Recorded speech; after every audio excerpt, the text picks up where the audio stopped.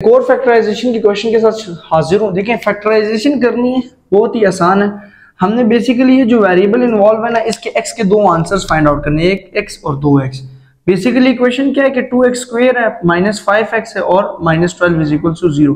ठीक है, अब हमने इसमें से x को फाइंड आउट करना है, तो हमने बेसिकली क्या करना है कि इसके मिड टर्म को ब्रेक करना है। इसके मिड टर्म को ब्रेक करने के लिए हम क्या करेंगे कि फर्स्ट और लास्ट को मल्टीप्लाई करेंगे। जैसे हम लोग कहते हैं कि यहाँ पे क्रॉस लगा लिया, तो हम 2x स्क्वायर को -12 से मल्टीप्लाई करेंगे, मतलब आपने बेसिकली पहले और आखिरी को मल्टीप्लाई कर लेना है, तो ये आ जाएगा -24x स्क्वायर, तो वो यहाँ पे लिख देना है। और जो आपका ये मिडिल टर्म है ना, वो आपने यहाँ पे लिख देना है। ठीक है, -5x, मतलब पहले और आखिरी को मल्टीप्लाई करके यहाँ पे लिख दिया, और जो मिडिल है वो यहाँ पे।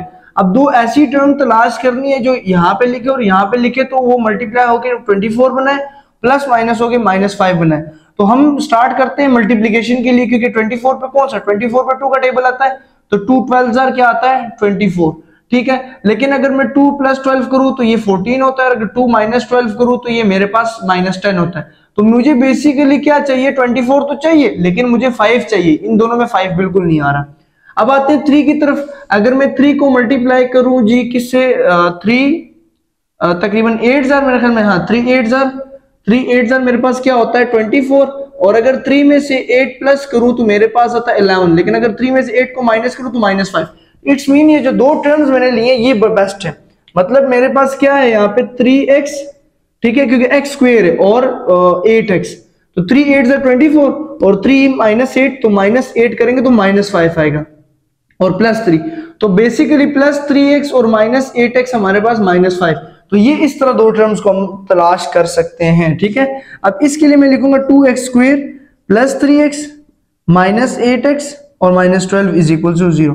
ठीक है, ये चीज। अब यहां से बेसिकली क्या करें, सिर्फ x कॉमन आ रहा है, यहां से सिर्फ x कॉमन आ रहा है, 2 + 3x। ठीक है, तो यहाँ पे सिर्फ x बच गया 2x, ठीक है, अंदर 2x बच गया और +3 बच गया, क्योंकि x तो बाहर चला गया। यहां से मैं माइनस और 4 कॉमन ले रहा हूं, 4, तो मेरे पास 4 2 क्या हो जाएगा 8, और x as it is minus बाहर गए में, तो अंदर वाले साइन चेंज होके प्लस हो जाएंगे, और 4 3 क्या आ जाएगा हमारे पास 12 इज इक्वल टू 0। ये दोनों फैक्टर, एक ये वाला फैक्टर और एक ये वाला फैक्टर सेम होना चाहिए। अब ये दोनों फैक्टर सेम है, तो मैं क्या करूंगा कि इन दोनों फैक्टर को ही कॉमन ले दूं, मतलब 2x + 3 कॉमन आ गया, तो अंदर क्या बच जाएगा x - 4, क्या बच गया जी x - 4 इज इक्वल टू 0। मैंने दो फैक्टर्स को कॉमन लिया, तो मेरे पास ये आ गया। अब हम क्या करते हैं कि इस एक फैक्टर को भी 0 के बराबर रखा, 2x + 3 को भी 0 के बराबर रखा, कॉमा x - 4 को भी 0 के बराबर रखा। ठीक है, अब यहां से 2x is equal to -3, x is equal to -3/2, तो x का आंसर क्या आ गया -3/2, x इज इक्वल टू 4। तो हमारे पास x के कितने आंसर्स आ गए, 2 आ गए।